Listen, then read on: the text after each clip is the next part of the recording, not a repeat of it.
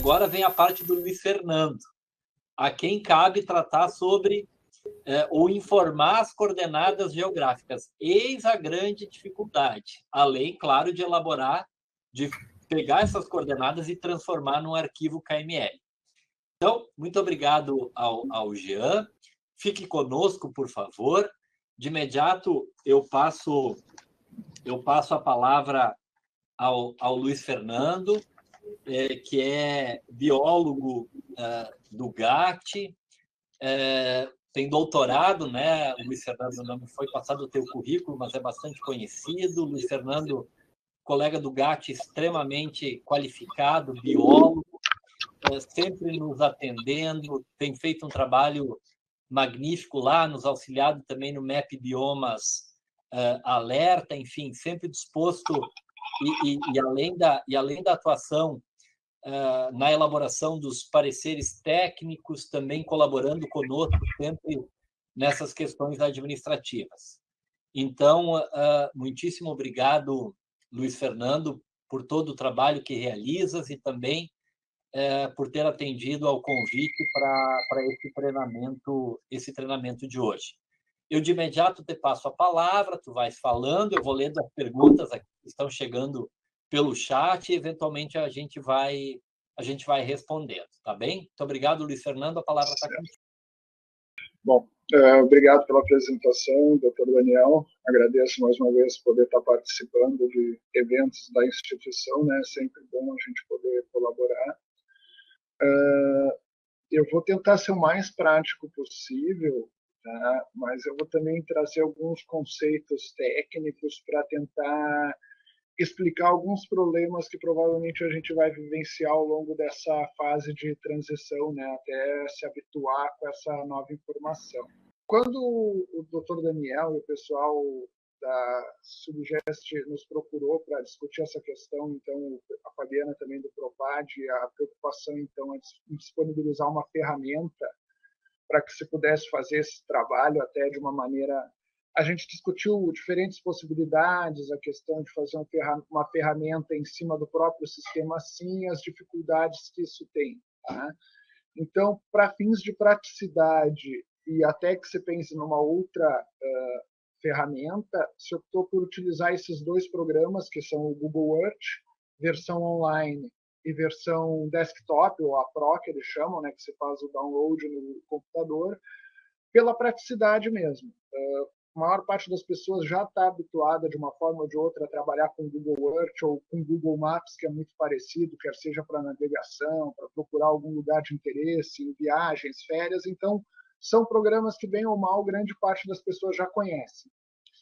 São gratuitos, então isso facilita. Então, eu vou começar falando dessa versão aqui, que é a versão online, que ela pode ser acessada de qualquer computador ligado na internet. A exigência é que tu tem que estar logado com o teu usuário do Google, né, o Gmail, ou né, outros serviços Google, então isso pode ser um problema eventualmente, mas também no Google não tem nenhuma restrição, pode ser criado daqui a pouco até um usuário para a própria promotoria, então isso não é um problema. Tá? Ele pode ser acessado a partir da própria ferramenta de busca do Google ou da lista de aplicativos, né, do Google. Tá? Essa interface inicial dele, né? Então ele tem as ferramentas de navegação e a imagem do globo. Para nós, o que vai ser mais interessante?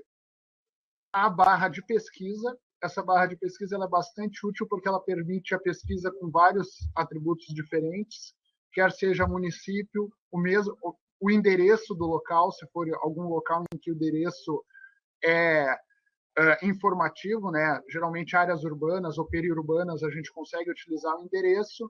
A dificuldade fica, e é muito comum no interior, a estrada geral sem número, né? Que daí a gente vai ter que partir realmente para a coordenada geográfica, porque acho que todos os municípios do interior têm uma estrada geral, endereço sem número, e é muito comum isso. Tá? Então, nessa ferramenta de pesquisa, uma das opções que a gente tem também é entrar com a coordenada geográfica do local da investigação.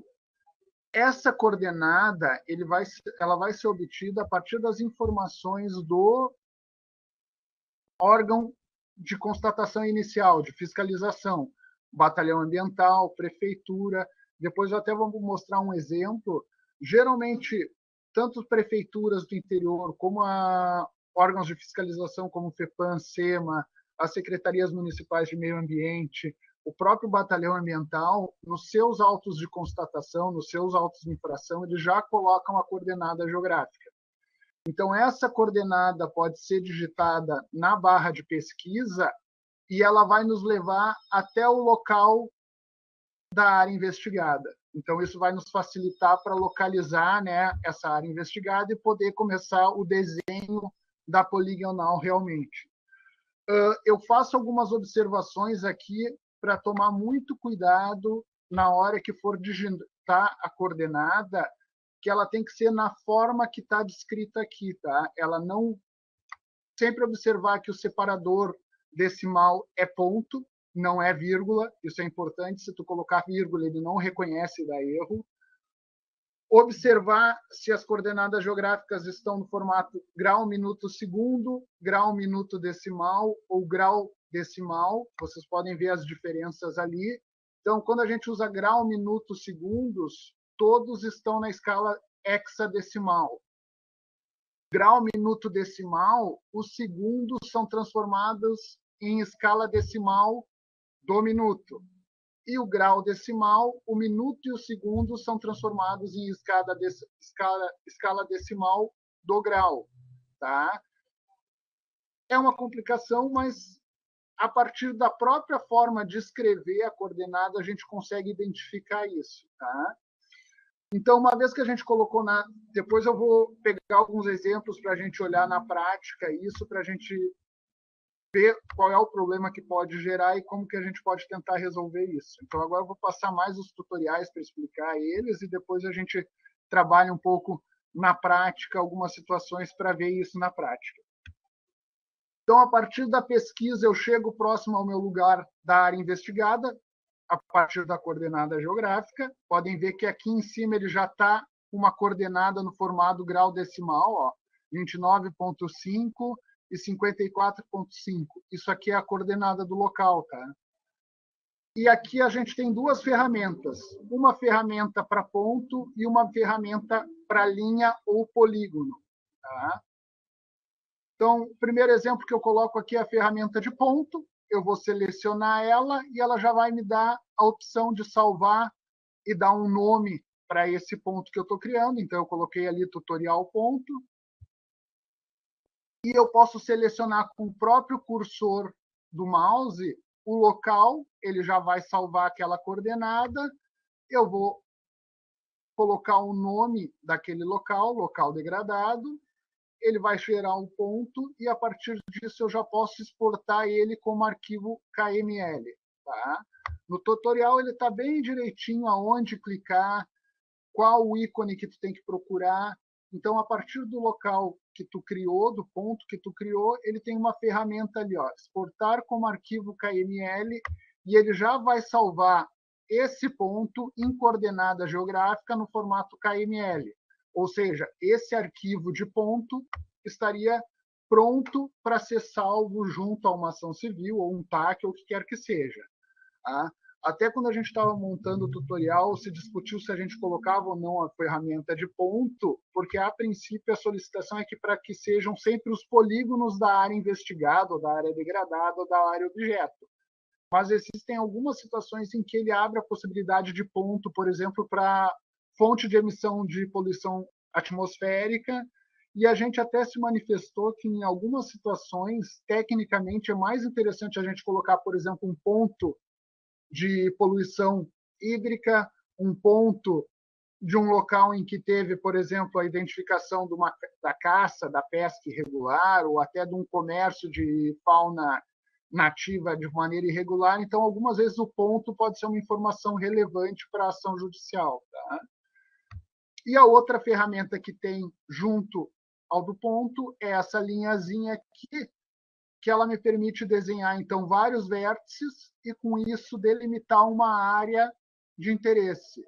No momento em que eu chego com o último vértice próximo do último, ele já fecha o polígono automático. Ou eu posso clicar com o botão direito do mouse e ele fecha também o polígono. Tá?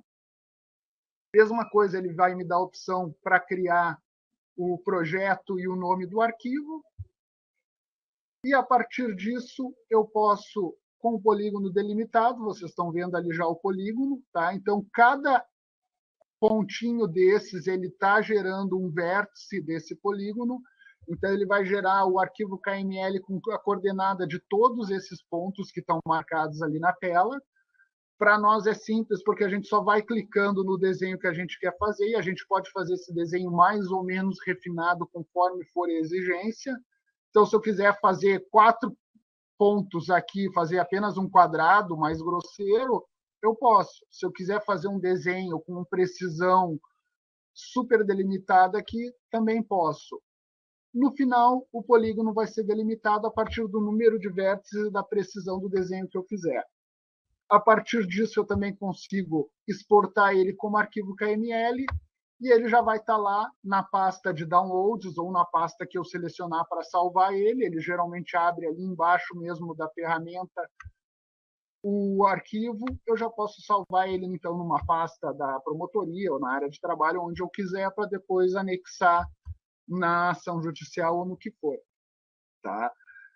A grande funcionalidade, a grande vantagem desse tipo de ferramenta é que eu não preciso digitar nenhuma coordenada para delimitar o polígono. Tá? Eu só vou usar a coordenada como apoio para chegar próximo ao local investigado. Então, se eu tenho uma coordenada base, eu vou chegar perto do meu local investigado, mas o desenho do polígono eu que vou fazer na área, então, a partir do clique com o mouse. Se for uma indústria, se for uma área de lavoura, se for uma área de preservação permanente, qualquer que seja a área investigada que eu tenha, eu posso desenhar isso a partir da imagem de satélite de apoio do programa. Tá? Claro que nem sempre é muito fácil identificar por imagem de satélite o que está sendo investigado, mas isso não chega a ser um grande problema, porque, embora seja exigido na inicial das ações e do próprio TAC, a ideia e a própria portaria estabelece que, ao longo da ação, esse arquivo ele pode ser substituído ou refinado, digamos assim. Então, se ao longo da investigação surgir um laudo técnico, surgir alguma informação mais precisa em relação à localização dessa área degradada ou à área investigada, esse arquivo KML pode ser substituído. Tá? Então, isso é interessante também, que isso pode ser refinado posteriormente. Tá? Vocês vão ver que a apresentação inicial da tela é um pouquinho diferente, mas não muda muito, as ferramentas são similares. Tá? Uma vantagem do Google Earth Pro é que ele é uma ferramenta mais robusta, digamos assim, então ele tem uma possibilidade de eu ir salvando e arquivando tudo que eu faço no programa. Então aqui a gente tem uma árvore de pastas e diretórios que me permite salvar todas as informações que eu trabalho. Então, por exemplo, a promotoria pode ter lá todas as ações e TACs que já fez, salvo em pastas e disponível no Google Earth para consulta futura. Tá? Então, isso é uma ferramenta interessante. Ele também tem uma barra de pesquisa, que funciona similar à outra. Eu posso, então, fazer a pesquisa por coordenada, por endereço ou por município. Também deve ser observado o cuidado, então, em relação ao formato da coordenada na hora de digitar. E tem as ferramentas ali para ponto e para polígono. Tá? Ele ainda tem algumas outras camadas de informações, então eles também algumas vezes auxiliam. Então eu posso colocar lugares, marcadores, ruas e outras informações que podem auxiliar na localização da área investigada. Então, as ferramentas que tem ali são o ponto e o polígono, e o funcionamento é muito similar. A partir do momento que eu seleciono a ferramenta de ponto, ele já cria um ponto no centro da tela e abre essa janela em que eu posso dar um nome para esse ponto. Eu posso mudar o ícone nessa ferramenta, se eu quiser colocar outro ícone, e com o próprio mouse eu consigo segurar esse cursor e localizar ele aonde eu quiser na imagem de satélite. Tá? E no momento que eu dou OK, ele já é salvo e ele aparece na minha árvore de diretórios e pastas aqui, ó, do lado. Tá? No momento que ele está salvo ali do lado, eu consigo clicar nele com o botão direito do mouse e mandar salvar lugar como. Posso selecionar formato KML e já vai ser salvo o arquivo de ponto. Então, também é bastante simples de trabalhar.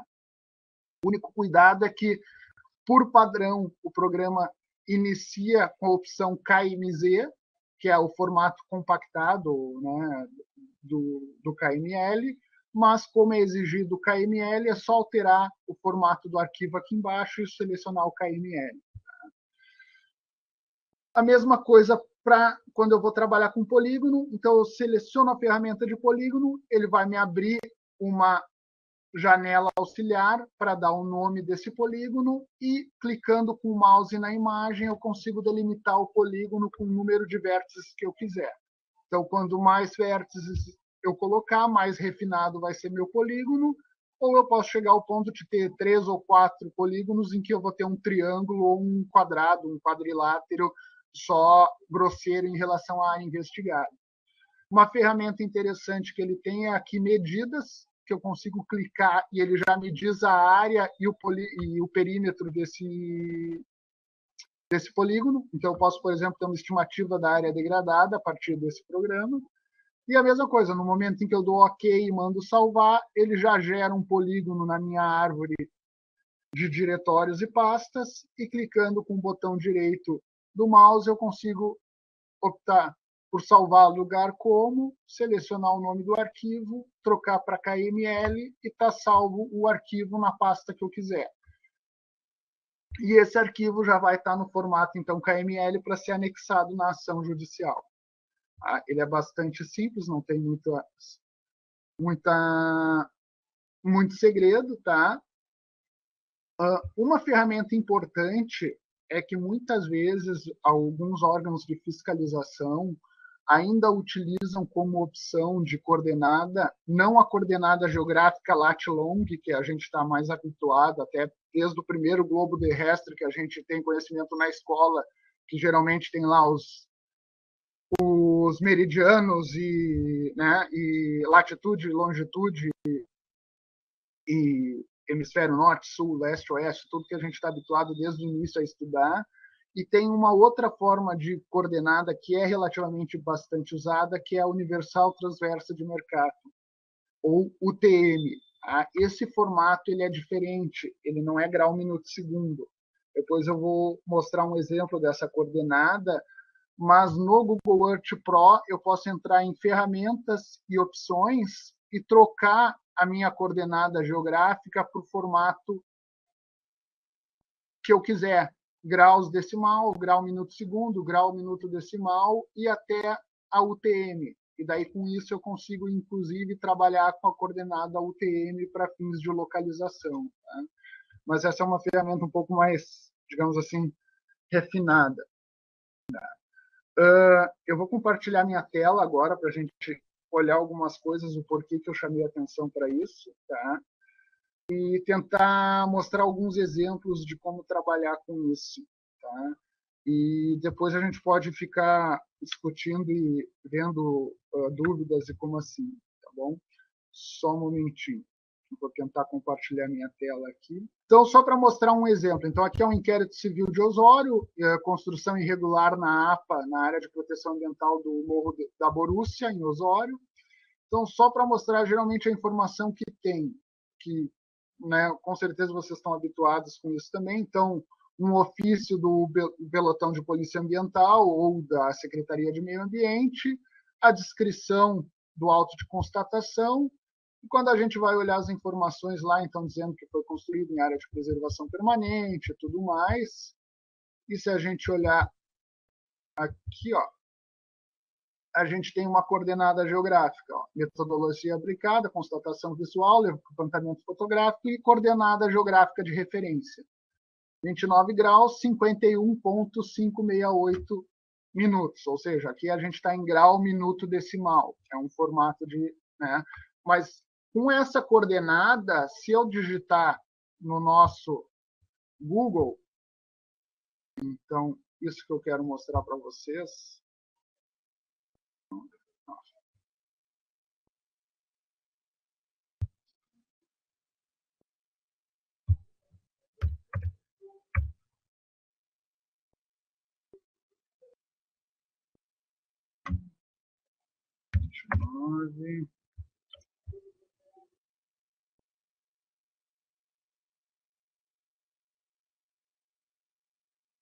Esse aqui tem um pouco de paciência, aqui é lento. 51.568.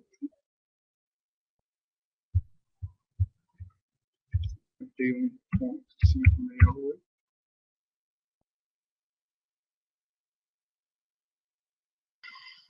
Lento.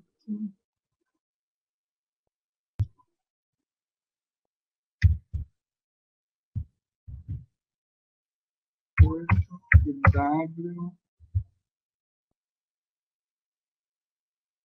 50-20-212. 50-20.212. Ele já apareceu lá, então, a coordenada, ó, e eu consigo aproximar do local. E ele já está me mostrando, então, o local daquela coordenada geográfica que está descrita, então, no auto de fiscalização. Então, a partir disso, facilita muito, porque, né, eu consigo chegar até o local da fiscalização e, a partir disso, tentar delimitar, né, o polígono de interesse da área investigada. Claro que quanto mais informação tiver no meu material inicial de constatação, melhor vai ser para delimitar essa área, né? Mas, a grosso modo, sempre pelo menos uma coordenada geográfica é comum ter, tá bom? Então, vocês podem ver aqui, ó, chegamos até o local, até esse local eu acabei fazendo vistoria na área.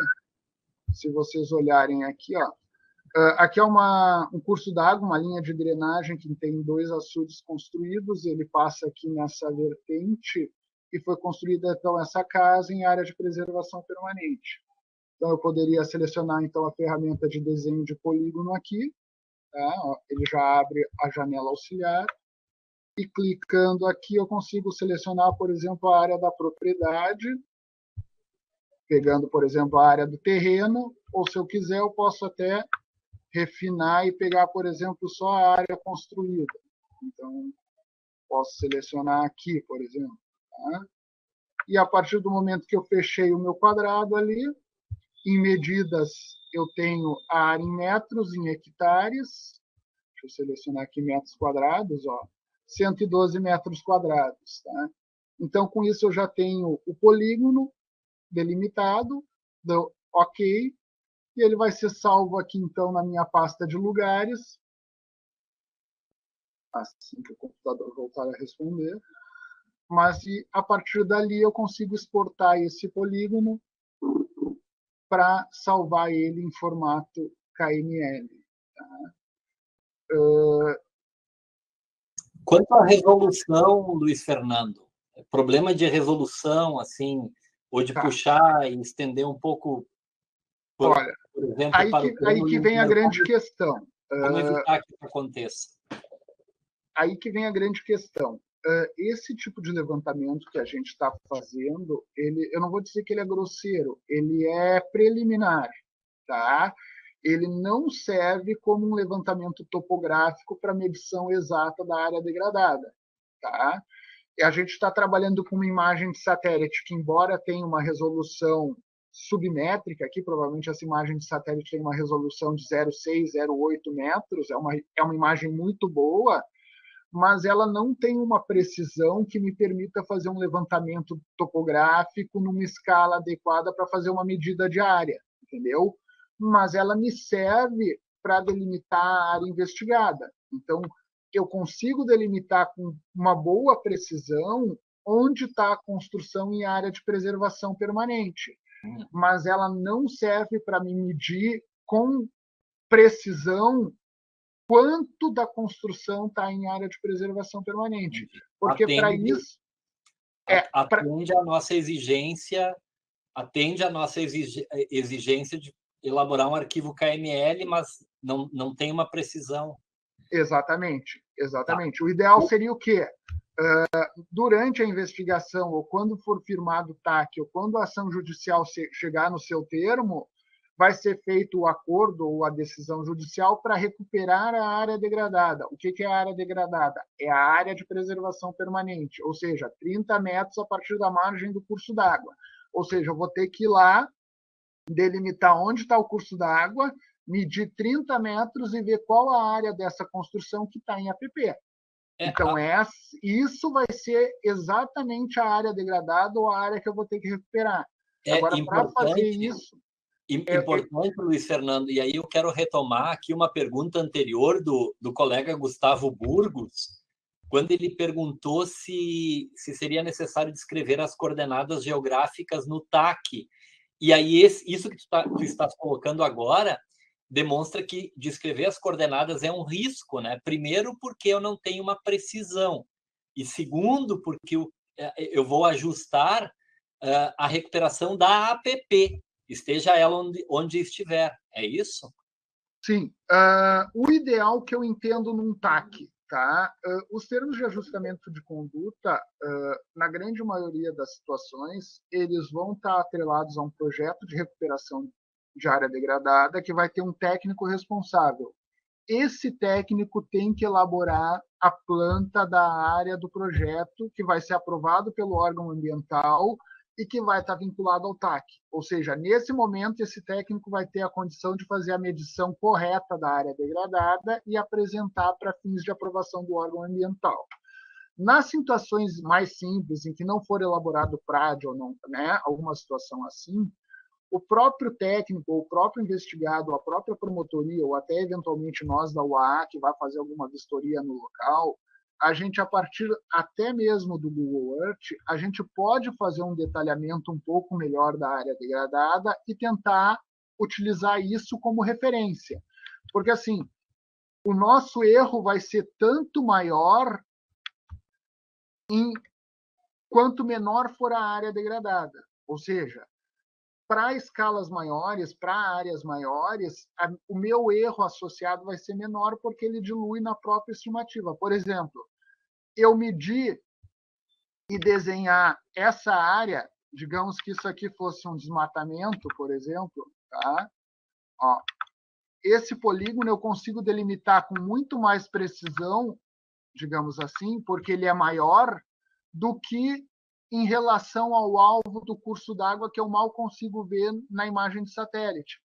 Então, em algumas situações, esse desenho ele vai servir, inclusive, para fins de, por exemplo, delimitar a área que tem que ser recuperada, porque a diferença vai ser pequena, né? Agora, quando eu estou lidando com alvos de difícil visualização até na imagem de satélite, por exemplo, um curso d'água, a grosso modo, eu sequer estou vendo o curso d'água aqui, né? Eu sei que tem, porque eu fui lá fazer vistoria, porque o órgão de fiscalização fez vistoria no local e disse que tem um curso d'água ali. Mas o local exato dele eu não estou conseguindo visualizar porque eu tenho uma estrada, eu tenho bueiro, eu tenho açudes e eu tenho vegetação nativa densa que cobre o leito do curso d'água. Então eu tenho dificuldade em delimitar a APP.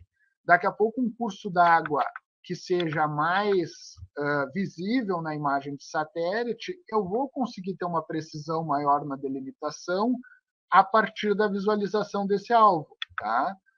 Então, aqui os dois polígonos que eu desenhei estão ali, e como eu falei, a partir daqui eu posso salvar o lugar como, e ele me abre a janela por padrão como KMZ, e aqui eu consigo selecionar, então, o KML para salvar, tá? Como eu falei para vocês, a grande vantagem desse programa é que aqui eu tenho todas as informações que eu vou trabalhando, ele vai ficando salvo no Google Earth. Tá? Então, eu tenho uma base de dados aqui que me permite, né, ver todas as configurações, todas as atuações que eu já tive, ou todos os inquéritos que eu já trabalhei, ou o que quer que seja. Então, por exemplo, só para dar um exemplo para vocês,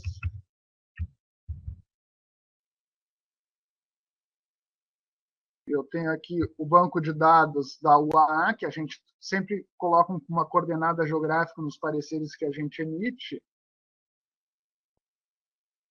E assim que o computador responder.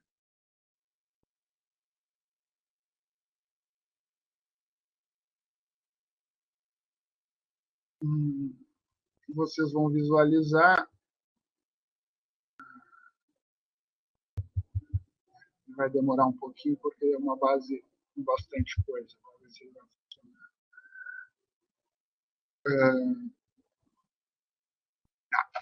Bom, então, enquanto ele tenta carregar ali, algumas coisas que são importantes, tá?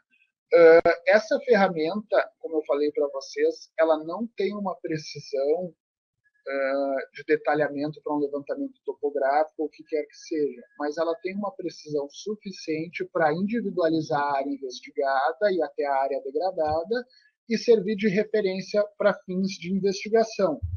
E durante a investigação ou durante a ação, o próprio investigado, se entender que aquela área está delimitada de maneira inadequada, pode apresentar um levantamento técnico, um laudo técnico, apresentando uma nova delimitação em terreno com a técnica adequada para ser substituído no inquérito ou na ação.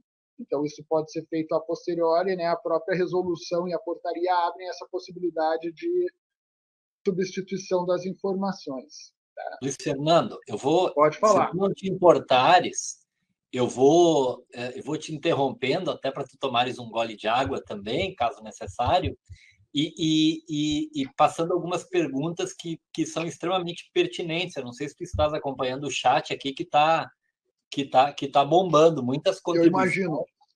Muitas contribuições e perguntas. Por exemplo, o Rodrigo dos Reis está informando que resolução Landsat varia de 30 a 15 metros.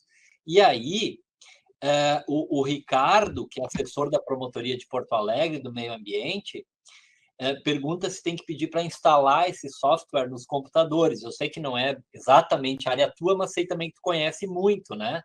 Acho que o Google Earth e o Google Online são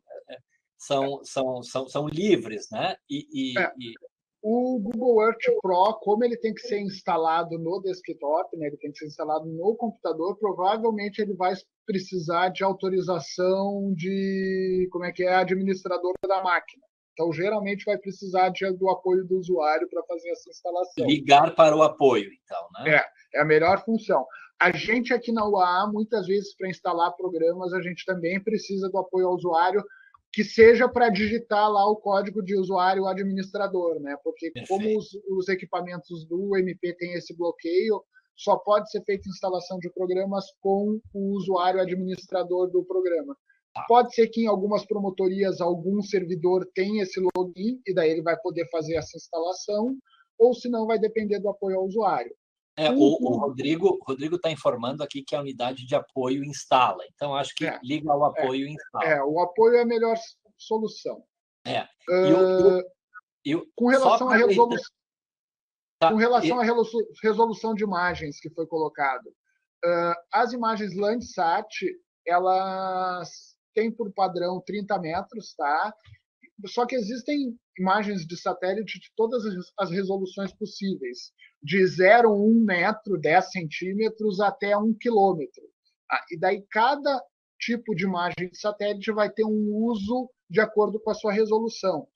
O Google Earth trabalha com imagens de alta resolução, que a gente chama, que são resolução na escala do metro ou abaixo de 1 metro. Tá? Então, essas imagens com boa resolução que a gente enxerga no Google Earth são escalas que são imagens com resolução geralmente na casa de entre meio metro e 1 metro de resolução, que é essa que parece muito uma foto, né, aérea.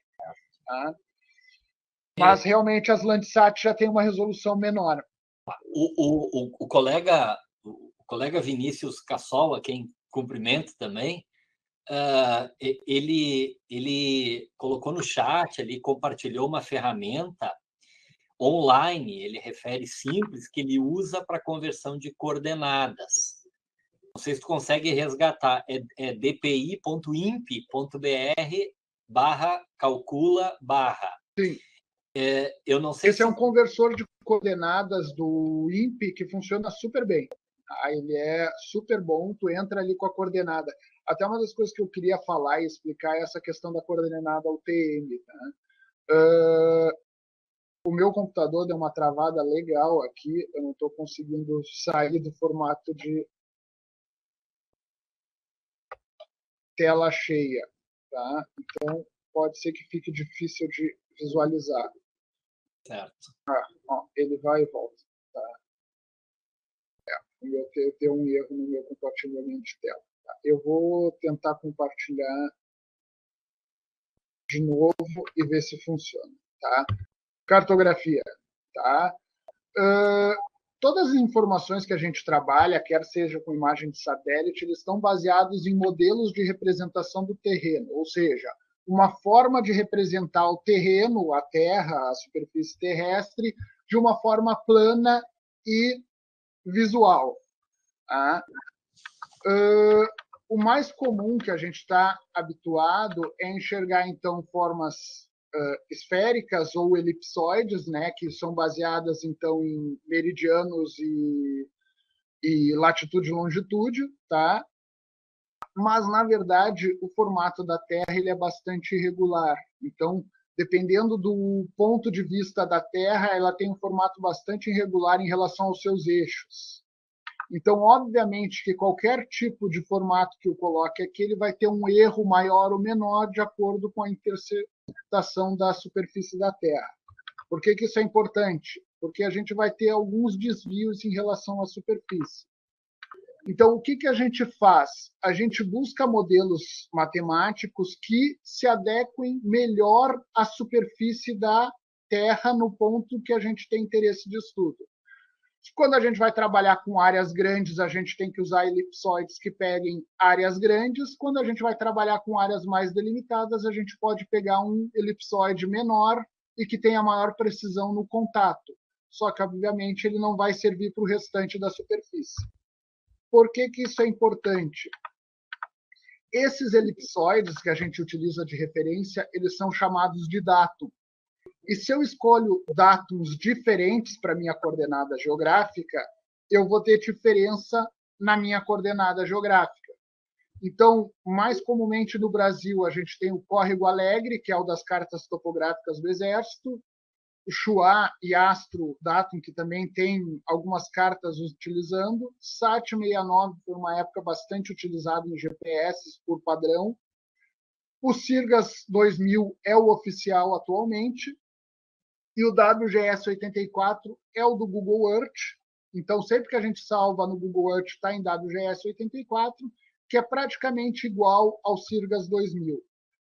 Quando a gente vai salvar a nossa informação no Google Earth, a gente não precisa se preocupar com isso, porque o arquivo KML gerado leva essa informação junto com ele. Então, quem pegar aquele arquivo KML, essa informação vai estar junto. Qual é o problema? Para nós, quando a gente vai pegar aquela coordenada da investigação, ó, ele não descreveu qual era o datum que ele estava utilizando aqui. Por coincidência, ele deve ter utilizado ou o WGS84 ou o Sirgas 2000, porque a localização deu exatamente no local certo. Mas se ele tivesse utilizado outro datum aqui, a gente ia ter um deslocamento por causa disso. Ó. Cada geoide de representação da superfície da Terra, ele vai ter um deslocamento em relação ao outro. Isso vai gerar um erro posicional. Tá? Aqui mostrando, então, a comparação desses geoides e o erro associado, né, em relação a isso. E o que acontece? Tá? Quando a gente pega diferentes datums, por exemplo, WGS84, Córrego, SAD69 e Sirgas, notem que WGS84 e Sirgas têm praticamente a mesma coordenada geográfica. Ó.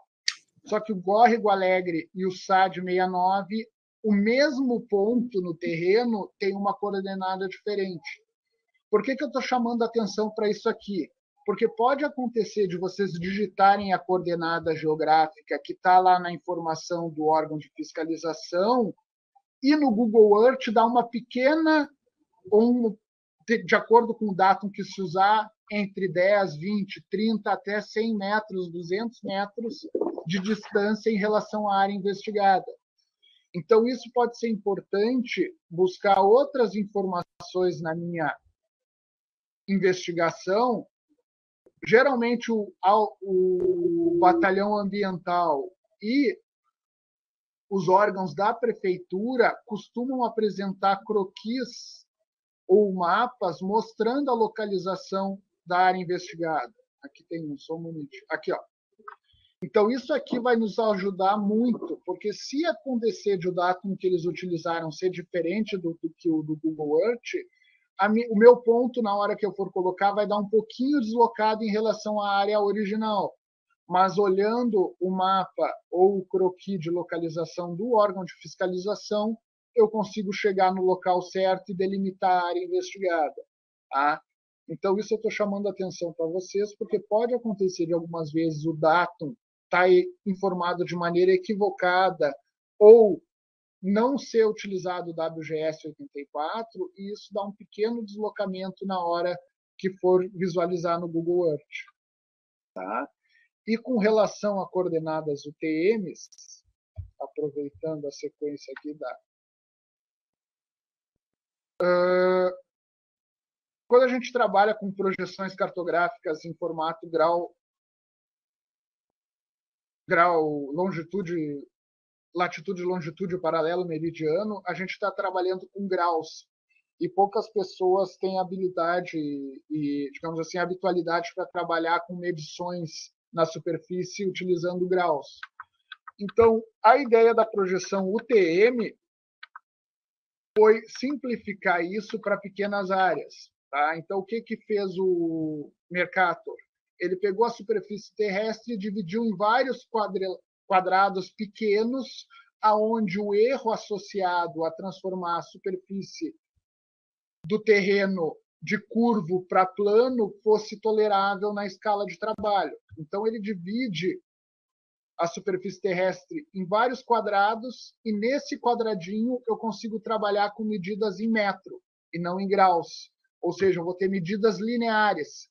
A coordenada ela é a distância em metros em relação à referência. Então, tendo duas coordenadas, eu consigo saber exatamente a distância em metros de uma para outra. Isso facilita muito na hora que a gente está trabalhando com as medidas. Tá?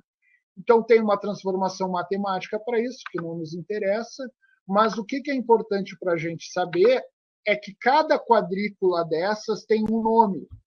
Ela tem a zona e tem a faixa. Tá? Então, isso é importante. Quando tem uma coordenada UTM, ela vai ser em metros, tá? E ela vai ter a faixa e a zona. Então, no Rio Grande do Sul, que vocês podem ver aqui, ó, é 21 e 22. São as duas faixas que pegam no Rio Grande do Sul. E J. Tá? Então, isso é importante porque se a coordenada UTM não vier acompanhado dessa informação, ela não serve de nada. Aqui uma questão importante, Luiz Fernando, se eu ajustar num TAC a recuperação da área, a elaboração de um PRAD, eu posso junto pedir também um levantamento com maior precisão da área. E aí o que é importante eu solicitar na cláusula do TAC com relação ao formato para apresentar isso? Qual a melhor base, ou qual, enfim?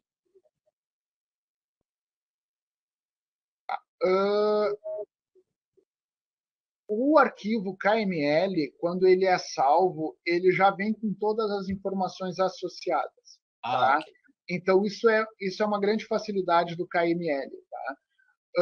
No momento em que tu salva ele como KML, ele leva junto a informação de datum, ele leva junto a informação da coordenada, ele leva junto todas as informações. Então, isso ajuda bastante. Então, esse tipo de precisão não é necessária. O que vai ter é a questão da responsabilidade técnica do profissional que está fazendo o levantamento. De acordo com a área objeto do estudo, eu vou ter padrões técnicos de qualidade para fazer essa medição. Tá? Então, por exemplo, para limite de propriedade, existem normas técnicas que diz que tem que ser na casa do milímetro, né? Então, isso só vai conseguir fazendo um levantamento com GPS geodésico ou com GPS de altíssima precisão. Para fins de projeto de recuperação de área degradada, esse tipo de precisão não é necessária. A gente não precisa ter uma escala na casa do milímetro para saber a área degradada. Eu posso ter, por exemplo, com um GPS de mão, que o erro associado é em torno de 3 metros, eu consigo dar uma boa delimitação da área investigada e da área degradada, com uma resolução que eu sei que o erro é entre 3 e 5 metros em relação à posição original. Mas isso não chega a ser um erro muito importante para fins de localização.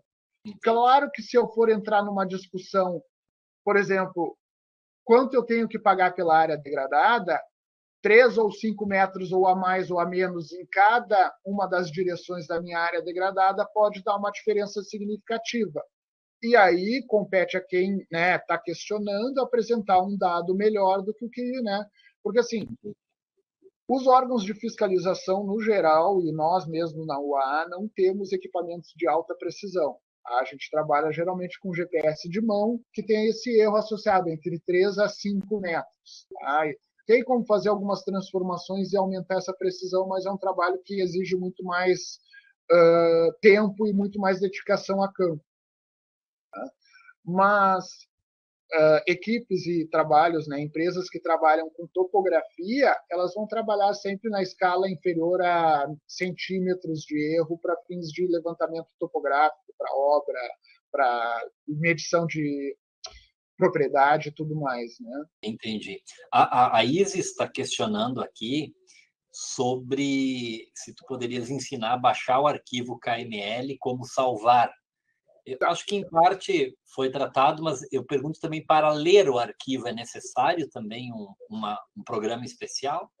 O Google abre, o Google Earth, tanto Pro como online, eles têm a ferramenta. Deixa eu ver, vou compartilhar minha tela aqui de novo. A partir do momento em que eu mando, por exemplo, vou desenhar aqui um polígono qualquer, tá? Desenhei o polígono ali e dou OK, ele já carregou aqui do lado o meu polígono, tá? Isso aqui, quando eu fechar o Google Earth, ele vai perguntar se eu quero salvar tudo que eu fiz nos meus lugares ou não. Se eu disser que eu quero salvar, tudo vai estar salvo na minha pasta, na minha árvore de atributos aqui. Agora, se eu clicar nesse polígono com o botão direito do mouse, ele já abre a opção aqui, salvar lugar como. E aqui eu já posso selecionar a pasta que eu quiser, ou seja, é uma janela de referência do Windows que eu consigo salvar aonde eu quiser, e aqui eu só tenho que sempre lembrar de selecionar KML. Aí eu coloco o nome que eu quiser aqui e ele vai tá salvo. Tá? No momento que eu clicar ali em salvo, ele está salvo. E aqui, arquivo, abrir, eu consigo abrir qualquer arquivo do formato KML que eu tenha no meu computador ou em qualquer lugar. Então, se, por exemplo, o órgão de investigação é comum, muitos dos batalhões ambientais do Estado já juntam nos seus autos de constatação a impressão ou a figura de mapas que eles fizeram com o GPS. Tá? Eles foram no local, caminharam o local e fizeram um mapa com GPS. Esse mapa com GPS pode ser pedido para eles no formato KML e ser carregado na promotoria. É que, como essa não era uma exigência comum das promotorias, os órgãos de fiscalização não mandavam essa informação. Mas, a partir de agora, essa conversa com as promotorias e até com os órgãos de fiscalização municipais e o próprio FEPAM, pode-se criar essa rotina que sempre que for feito levantamento a campo para fiscalização, que o órgão de fiscalização já encaminhe o arquivo em formato KML. E você selecionando aqui, vocês vão conseguir, eu vou pegar por exemplo, um desses aqui, que são focos de incêndio em Caçapava, tá? No momento que eu selecionei o arquivo KML, ele vai abrir e já vai me mostrar na tela a área, ó, ele já está se deslocando lá para o local e vai nos mostrar a área de interesse desse outro foco. Então, assim, a princípio, pode ser exigido ou do investigado, ou do técnico do investigado, ou dos órgãos de fiscalização que repassem essas informações, tá? Porque essas informações, geralmente, eles fazem esse levantamento, quer seja com o GPS, ou quer seja no próprio Google Earth, para fins de medição da área para o auto de infração, ou até para iniciar o processo administrativo. Só que, geralmente, eles mandavam apenas o relatório de vistoria padrão. Não vejo nenhum motivo para não ser repassado o KML, por exemplo. Né? Então, isso eu acho que pode começar a ser selecionado. Então, aqui, só para mostrar para vocês, isso aqui, então, eu abri, são focos de incêndio de uma área de interesse lá que eu fui fazer a perícia. Então, cada um desses é um foco de incêndio detectado pelo sistema do INPE. Então, ele traz informações junto do satélite, a data que foi feita a queimada, então foi em 2012, o município e a coordenada. Mas, ou seja, em arquivo abrir, eu consigo visualizar qualquer arquivo KML que eu queira, quer seja um que eu desenhei, quer seja um que alguém esteja encaminhando para a promotoria. Então, isso pode começar a ser uma rotina, digamos assim, de que as promotorias comecem a solicitar aos órgãos de fiscalização o encaminhamento dessa informação geoespacial, né, geolocalizada, em formato KML, porque isso facilitaria bastante, né? Isso bem importante, essa informação, Luiz Fernando, e aí aqui vai uma sugestão do Kaoma, e exatamente na esteira do que o colega Maurício está contribuindo no chat. Cada promotoria pode solicitar localmente aos órgãos, né, ao órgão ambiental do município, enfim, e acertar essa providência quando possível. No nível do comando ambiental, Maurício, nós vamos gestionar aqui pelo Kaoma, né, a possibilidade de encaminharem os relatórios já com o arquivo KML. Mas isso não impede que cada promotoria, então, localmente, faça a sua tratativa com o órgão ambiental, com o batalhão ambiental. A própria Polícia Civil, quando instaura um inquérito policial sobre um crime ambiental, também se pode gestionar. Então, bem importante isso.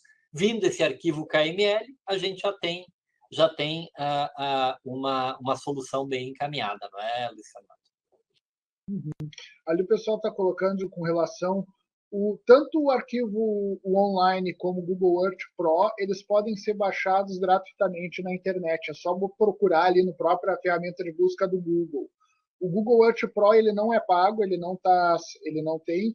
Eles solicitam um cadastro básico e ter um usuário do Gmail ou do Google, né? Então, mas ele não é pago. Então isso facilita bastante. Então pode inclusive ser baixado para utilizar em casa. E a ferramenta online não precisa de nada a não ser um usuário, né? E que pode ser, por exemplo, quem não quer usar seu usuário pessoal do Gmail para trabalhar, pode criar um novo Gmail para trabalho, né? Para fins de e utilizar esse outro usuário para fins de trabalhar com o Google Online, né? Então isso não tem maiores dificuldades. Não sei se eu perdi alguma pergunta. Por enquanto, com relação ao UAA, a gente não tem por hábito encaminhar informações geográficas para as promotorias, que nem está sendo solicitado ali, até porque não era uma rotina, mas eventualmente a gente pode começar a pensar nessa situação, sim. Né? Geralmente, quando a gente trabalha com a avaliação técnica de áreas investigadas, a gente acaba, de alguma forma, delimitando ou procurando imagens de satélite até para tentar esclarecer a situação técnica. Então, não seria uma situação que poderia causar, né, maiores problemas em relação a encaminhar o KML para a posterior. A questão é que muitas vezes, quando chega para nós, já chega em ação civil ou já chega em TAC, que daí são momentos em que a gente não teria, né, como elaborar o KML para o início da investigação, né?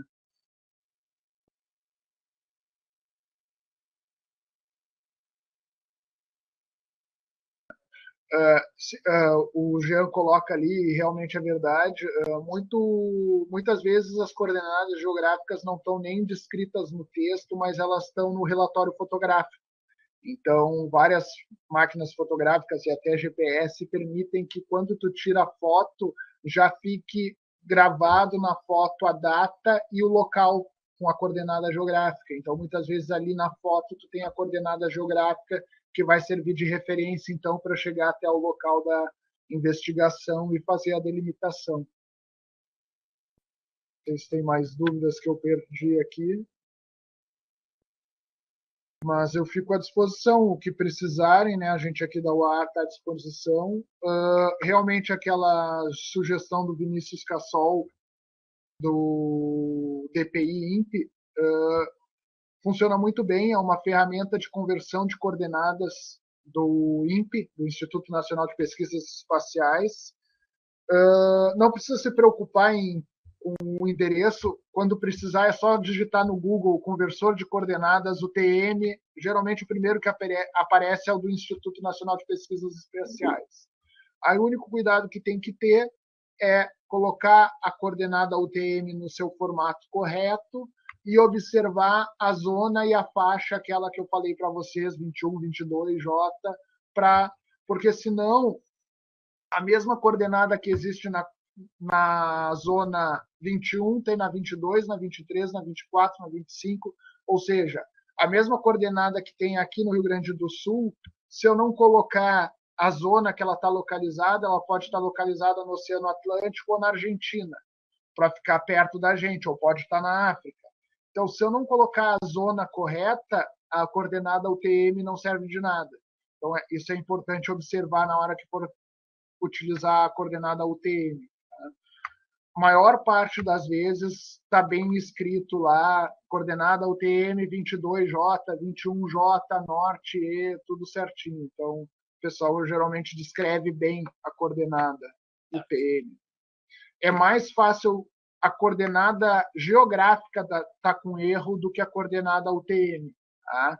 É muito comum, por exemplo, a gente ver coordenada geográfica, em vez de ser grau, minuto, segundo, está descrita como grau, minuto, segundo, mas na verdade ser grau, minuto, decimal ou grau decimal.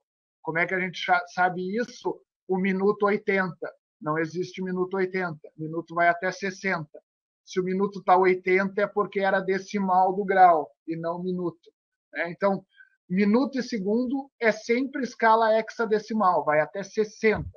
Se tu olhar minuto ou segundo com acima de 60, está errado. Tá? Então, geralmente a gente vê esse tipo de erro em escala coordenada geográfica, mas a UTM não. A UTM é mais fácil de estar. Geralmente ela está correta.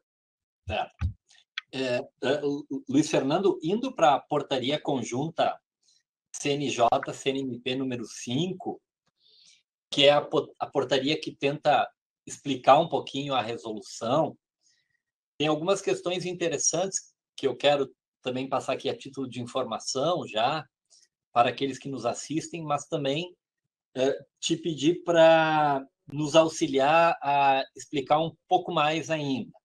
Bom, a primeira informação é a do parágrafo 2º do artigo 1º, que informa que, quando não for possível uma delimitação correta, a poligonal deve ser aproximada do dano ambiental. E aí, o parágrafo 3º, seguinte, informa que o proponente fica responsável pela atualização sempre que possível. Bom, e aí o artigo 2º e seguintes trazem algumas situações sobre como encontrar, digamos assim, a poligonal em situações um pouco mais difusas, né?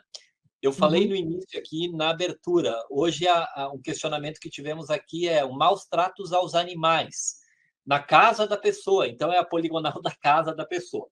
O artigo 2º da portaria, por exemplo, na hipótese de ação judicial ou TAC que verse sobre massa d'água ou recurso hídrico, o polígono deve abranger a delimitação do corpo d'água atingido pelo dano ambiental, com o objetivo de auferir a extensão do impacto ambiental às unidades federativas afetadas, às comunidades atingidas.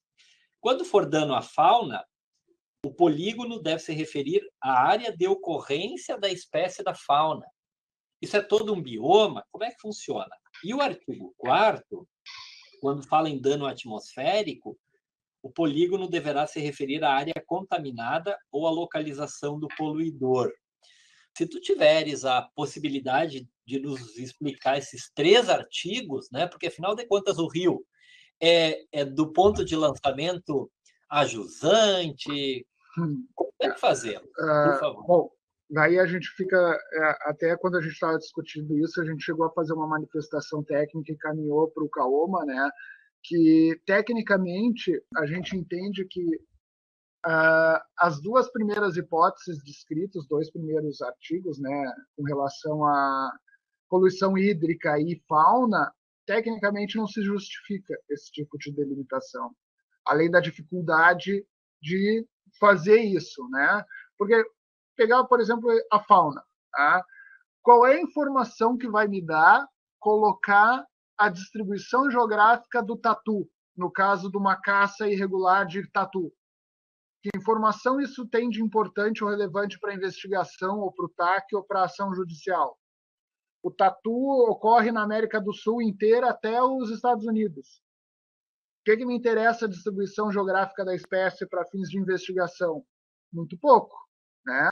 É muito mais relevante ter o local em que foi a caça, ou que foi a apreensão, ou a comercialização irregular, até para ver reincidência, se é um local que é utilizado de, por exemplo, abrigo para caçador, que tem muitas vezes geladeira para armazenar carne de caça. Então, pode ser muito mais relevante ter o local em que foi a fiscalização e aonde foi apreendida a caça com a espécie de interesse, do que realmente a distribuição da espécie. Só que a resolução fala que é para pegar a distribuição da espécie. E aí, realmente, até tecnicamente, não tem muito sentido fazer essa delimitação, porque, assim, na internet a gente acha as áreas de ocorrência das espécies nativas do Brasil, do Rio Grande do Sul e tudo mais. Grande parte delas ocorrem no Rio Grande do Sul, no Uruguai, na Argentina, na Santa Catarina, e essa informação não traz muita relevância. Então, assim, tecnicamente, o que eu, como biólogo, recomendaria, e foi o que a gente colocou na nossa manifestação técnica, de acordo com o tipo de investigação, qual informação é relevante? É um comércio irregular de espécies nativas? É uma área que, por exemplo, criador de passarinho com aves ilegais, sem anilha e criatório irregular?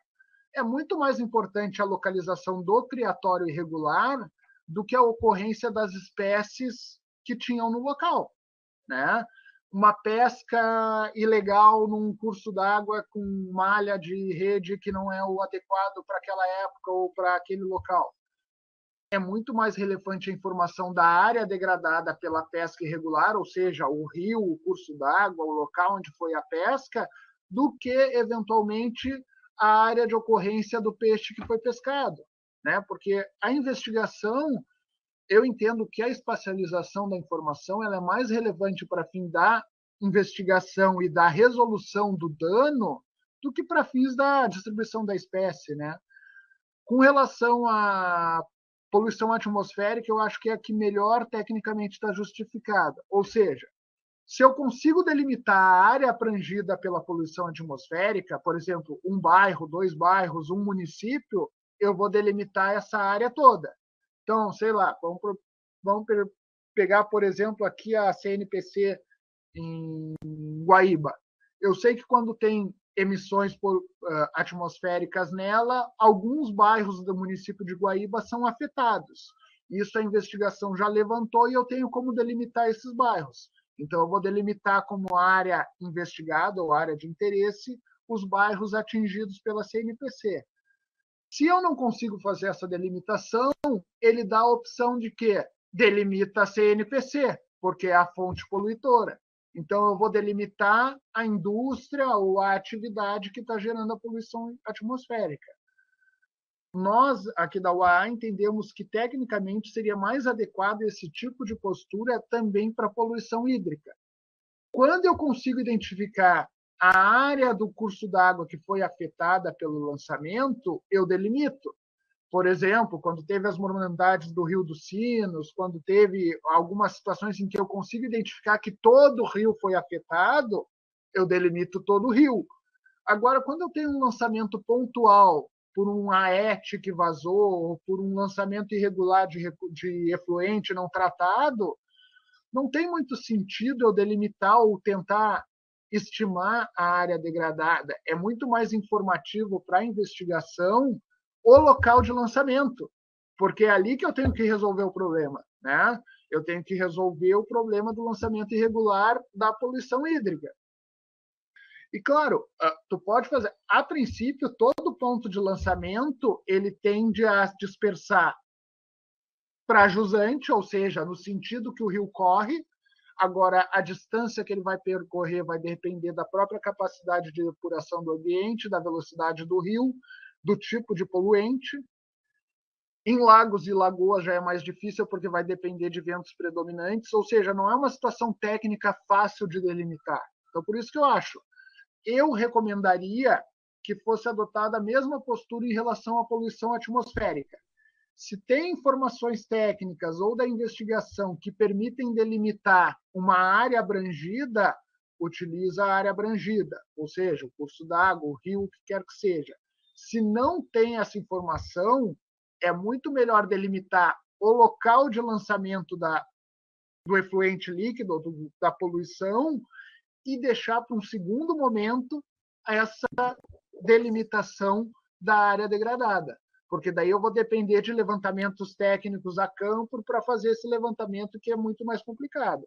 Até porque, se eu informar eventualmente coordenadas geográficas do local do dano que perpasse uma comarca ou que caracterize um dano regional, eu posso eventualmente estar até dando uma munição para deslocamento da competência jurisdicional para aquela ação. Então, tem que ter bastante cautela com isso.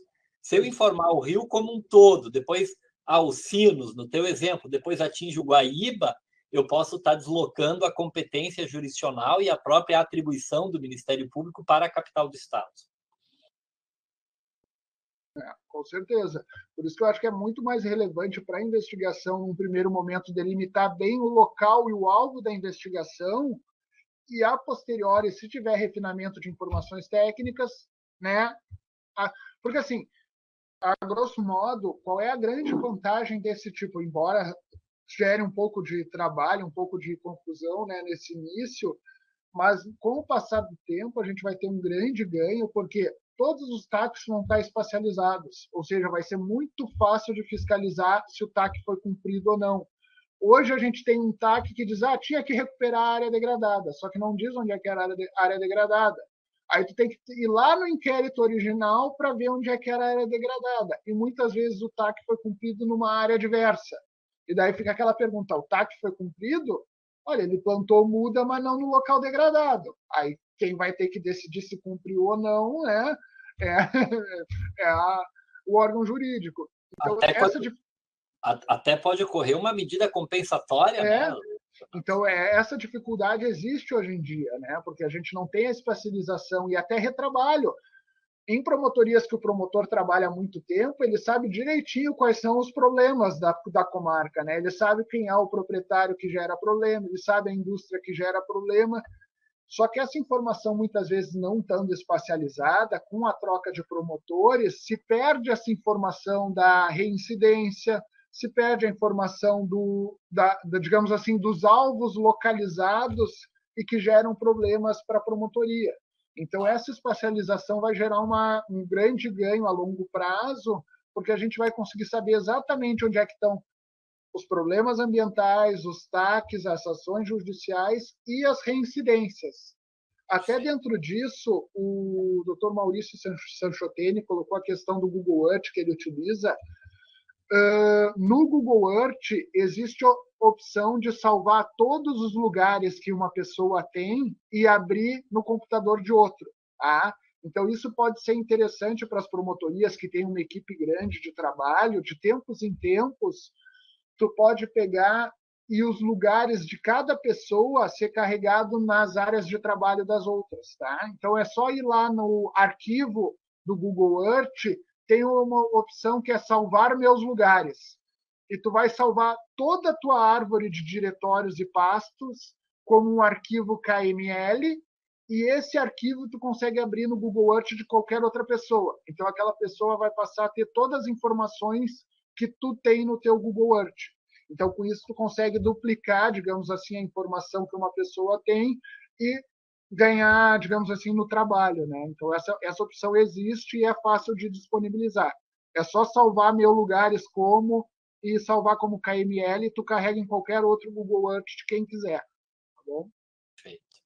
O Antônio tá sugerindo que a boa prudência indica que se justifique no ajuizamento de ação relativo à fauna ou no TAC, que o polígono se refere ao local do fato e não à área da ocorrência, que pode ser continental. Eu até, Antônio, concordo contigo, eu estava mesmo pensando nisso.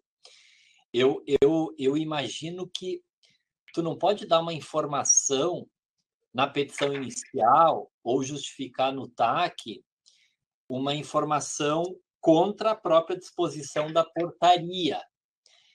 Mas uma ressalva convém fazer, por exemplo, que o polígono se trata de uma apuração provisória da extensão do dano, mas não exatamente que eu estou mudando o critério de localização, porque isso poderia ter um problema. Então, sim, informar, justificar que se trata de uma área, de um polígono aproximado, provisório do dano ambiental e, eventualmente, a ser re-ratificado depois, conforme o caso. Mas, propriamente, tu justificar um descumprimento da portaria, talvez não seja o mais adequado, né? Eu acho que, então, justificar sim, mas não informar algo contra a portaria, mas sim que se trata de uma verificação provisória, de um polígono provisório a ser re-ratificado oportunamente. Perfeito. Doutor Daniel, até a gente, nas discussões que a gente fez, eu acho que seria bem importante, até o senhor comentou isso, de levar a discussão ao CNMP e ao CNJ, né, dentro das comissões de meio ambiente ou tal, porque eu entendo que a forma como está essa portaria, ela está bem precária tecnicamente. Eu acho que isso seria caso, porque assim, claro, toda portaria é feita, ela tem uma boa intenção e eu acho que ela tem um ganho muito grande em impor essa espacialização dos inquéritos, que era algo que ainda estava muito precário, mas eu acho que cabe uma discussão técnica melhor em relação a essas disposições, porque do jeito que está, ela é muito pouco informativo, né? Não tem sentido eu informar, por exemplo, para caça de, sei lá, pode pegar o tatu de novo. É uma espécie muito comum no Brasil inteiro e que ganho ambiental eu tenho em informar a área de distribuição da espécie, que seja no município, no estado ou no Brasil. Tá? Qual é o ganho que eu tenho disso? Não tem relevância, né? Não é. Por exemplo, uma coisa que é muito comum, eu apreendo um freezer cheio de carne de caça. Aí ali tem 10 espécies diferentes. Eu vou espacializar a localização das 10 espécies? Não é muito mais informativo para a investigação o local em que estava o freezer, que provavelmente é um rancho de caça? É muito mais informativo para a investigação e até para investigações futuras o local do rancho de caça, e não a distribuição das espécies que foram caçadas ali. Então, não sei, eu acho que tem algumas questões assim nessa portaria que poderia ser melhor discutido até já com ela em implementação para resolver essas questões, né? Para tornar ela mais adequada tanto do ponto de vista técnico como jurídico, porque não adianta a gente ter uma informação que juridicamente não tem relevância, né? Não traz ganho. Seria a mesma coisa, por exemplo, que para uma área de desmatamento eu dizer que tem que gravar a área do bioma. Não tem sentido. O desmatamento ocorreu num limite delimitado. A área do bioma é todo, né? Não tem por que fazer essa extrapolação, né? Então, acho que isso é uma discussão que... Já estou, Luiz Fernando, aceitando a sugestão aqui e levando a CMA, que é a Comissão de Meio Ambiente do CNMP, uma proposta para aprimoramento da portaria. A sugestão aceita e encaminhada já. Bom, muitas questões técnicas, eu até fiquei meio tonto ali em algum momento, né? Porque muita questão técnica com as quais não estamos muito habituados a tratar e a trabalhar. Então, muito importante essas informações, tanto do Jean quanto do Luiz Fernando. O Hélio está questionando sobre se existe a possibilidade de serem disponibilizadas para as promotorias as informações em KML do banco de dados da ANM, tais como locais de empreendimentos mineradores ativos ou em processo de licenciamento.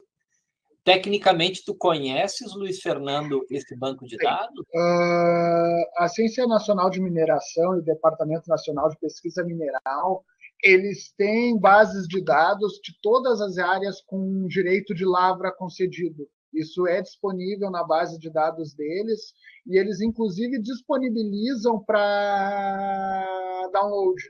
Tá? A gente utiliza aqui, até os geólogos acabam utilizando mais isso, mas isso está disponível, só que ela é uma base de dados comum para o Brasil inteiro, né? Então, quando tu baixa, vem a informação do Brasil inteiro. Mas daí, claro, quando tu foca na tua área de interesse, tu acaba trabalhando só com o que tem na tua comarca, mas isso está disponível, e inclusive ali tem informações da área delimitada da área minerária, né, o tipo de bem mineral que é concedido ou explorado, né, se é areia, se é argila, se é minério, né? Tem tudo ali, inclusive se é ativo, se não é ativo, se está em fase de pesquisa, se está em fase de lavra, essas informações todas tem. Tá? É possível exportar isso, então? Isso está disponível Eu vou conversar com o pessoal aqui da geologia, que com certeza eles devem ter a última versão, porque geralmente o DNPM, a Agência Nacional de Mineração, eles liberam isso de tempos em tempos, porque é um banco de dados que é atualizado, né? Então tu faz o download daquela versão e fica disponível para te utilizar. Então de tempos em tempos tu consegue ter essa atualização. Mas assim que eu tiver uma informação, eu repasso para o Dr. Daniel, para o Kaoma, e de repente isso pode ser disponibilizado até via circular ou com endereço para download, daí a gente vê qual a melhor forma. Eu não lembro de cabeça qual é o tamanho do arquivo, se é possível, por exemplo, mandar para as promotorias todas como anexo a um e-mail. Eu não tenho de cabeça o tamanho do arquivo, mas de repente até isso é possível. Né? Mas aí eu vejo isso com o pessoal ali da geologia para ver qual é a última versão que eles têm utilizado e qual que está mais informativo e repasso para o Kaoma para disponibilizar. Aí ver qual a melhor forma de disponibilizar isso. Perfeito. Muito bem.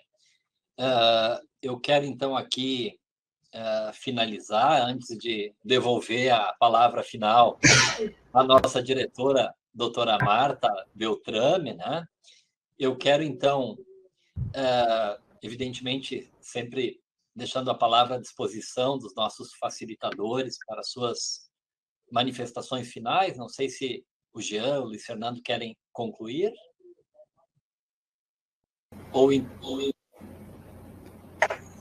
Imagino que, no momento, a única coisa que ficou pendente seria nós elaborarmos ali a anexação no caso de TAC, né, no arquivo KML. Então, nós do Propad vamos providenciar e disponibilizar assim que possível. Isso creio que já estava determinado, Jean. Inclusive, no nosso grupo de trabalho foi um dos encaminhamentos. Já aproveitando, inclusive, a oportunidade da tua manifestação, o TJ ainda não nos informou a data em que passarão a exigir o arquivo KML para as ações cíveis, né? Para as criminais, desde o dia 24 de janeiro, bloqueando o ajuizamento. Para as cíveis, o TJ ainda não nos informou a data. Assim que tivermos essa informação, repassaremos aos colegas. No entanto, eu sugiro... E também não temos a informação se para as ações em andamento isso será exigido ou não. Em princípio, não. Mas é importante que quem for ajuizar, até porque certamente terá um inquérito em andamento, já trate de elaborar o arquivo KML e incluir no SIM, né? Tenha ou não feito um TAC, porque a ideia já com a instauração do inquérito civil é abrir uma tarefa, então, facultativa para a inclusão de um arquivo KML. Bem? Luiz Fernando, tens alguma coisa a concluir? Não, só agradecer mais uma vez a participação. Fico à disposição se tiverem dúvidas, quiserem conversar, eventualmente se a gente quiser fazer um novo treinamento ou disponibilizar outras ferramentas, fico à disposição. E agradecer mais uma vez. Estou à disposição para o que precisarem. Tá bem. Muito obrigado, então, a ambos novamente, ao Jean e ao Luiz Fernando. Certamente nós vamos tratar com a doutora Marta sobre eventual elaboração de um treinamento presencial no laboratório, no CEAF, mas creio que as informações de hoje foram importantíssimas, cruciais, de ambos os nossos facilitadores. Quero agradecer muito novamente a doutora Marta e a equipe pela presteza em realizar esse evento a toque de caixa, algo que estava angustiando muito os colegas, os servidores aí, que encontravam dificuldade.